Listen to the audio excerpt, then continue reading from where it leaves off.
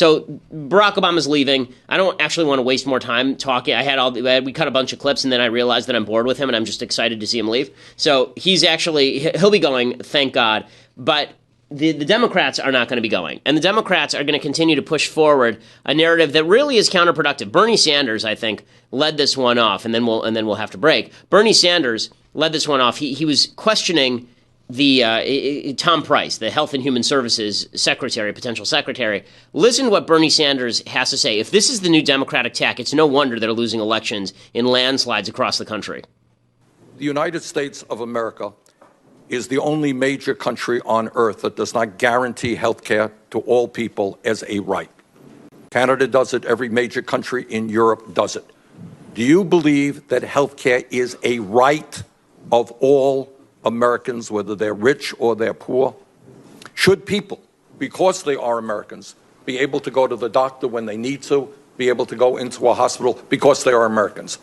Yes, we're a compassionate society. No, we are not a compassionate society. In terms of our relationship to poor and working people, our record is worse than virtually any other country on earth. We have the highest rate of childhood poverty of any other major country on earth, and half of our senior older workers have nothing set aside for retirement. So I don't think compared to other countries we are particularly compassionate. But my question is, in Canada, in other countries, all people have the right to get health care. Do you believe we should move in that direction? If you want to talk about other countries' health care systems, there are consequences to the decisions that they've made, just as there are consequences to the decision that we've made.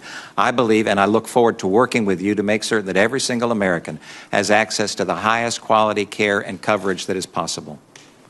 Has access to does not mean that they are guaranteed health care. I have access to buying a $10 million home. I don't have the money to do that. And that's why we believe it's appropriate to put in place a system that gives every person the financial feasibility to be able to purchase the coverage that they want for themselves and for their family. Let me stop it there. But the part that's really telling here is where Bernie Sanders just lashes out. No, we are not a compassionate society. Sure, we're compassionate enough to put me in the Senate for 1,000 terms, even though I'm 1,000 years old and completely senile and have never done anything useful in my entire life. Sure, you give me a pudding cup every so often and tell me to stand in the closet. Sure, you do that. But we're not a compassionate society. Okay, that's such utter nonsense. America is by far the most generous society on the face of the earth. Americans out-donate Britain and Canada 2-1, nations like Italy and Germany 20-1, according to the Almanac of American Philanthropy.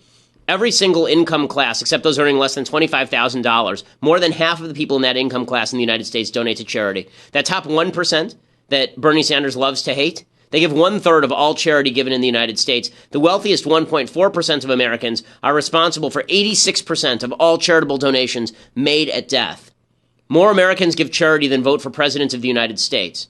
As far as, are we a compassionate society? America's growing economy, our blockbuster economy, has made the world rich. Okay, we have sliced global extreme poverty in half in the last 25 years thanks to the American economy. We've freed people all over the world. We've sacrificed American lives, hundreds of thousands of American lives, to free Japan, France, Norway, Austria, Greece, Denmark, Korea, Germany, Poland, Hungary, Bulgaria, Kuwait, Iraq, Afghanistan, Germany itself. Bernie Sanders, by the way, he spent that time making friends with communists in Nicaragua. By the way, as far as poverty in the United States, here's Pew Research from last year on poverty in the United States. The U.S. stands head and shoulders above the rest of the world. More than half of Americans were high income by the global standard. Another 32% were upper middle income. In other words, almost 9 in 10 Americans had a standard of living that was above the global middle income standard. How about the American poor? Are they really hard off? Are they having a hard time? Certainly not compared to global standards, but not even according to basic standards of what you would consider super poor. Some 96% of poor parents in the United States report their children were never hungry at any time in the prior year. A poor child in the United States is more likely to have cable TV, a computer, a widescreen plasma TV, an Xbox, or a TiVo in their home than to be hungry. Poor Americans have more living space in their homes than the average non-poor Swede, Frenchman, or German, according to the Heritage Foundation.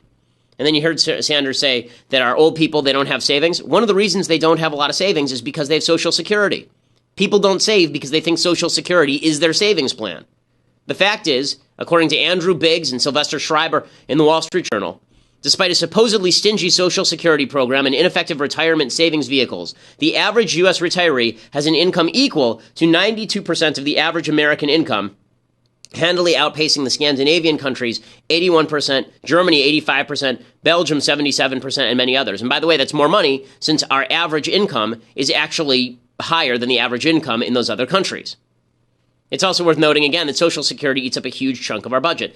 But if this is the play that Democrats are going to make, if this is the way that they're going to campaign from here on in, that Americans are stingy and terrible, it's no wonder that Donald Trump is going to become president tomorrow. And Donald Trump should have an easy ride of it if this is the direction in which Democrats and the left are going to move.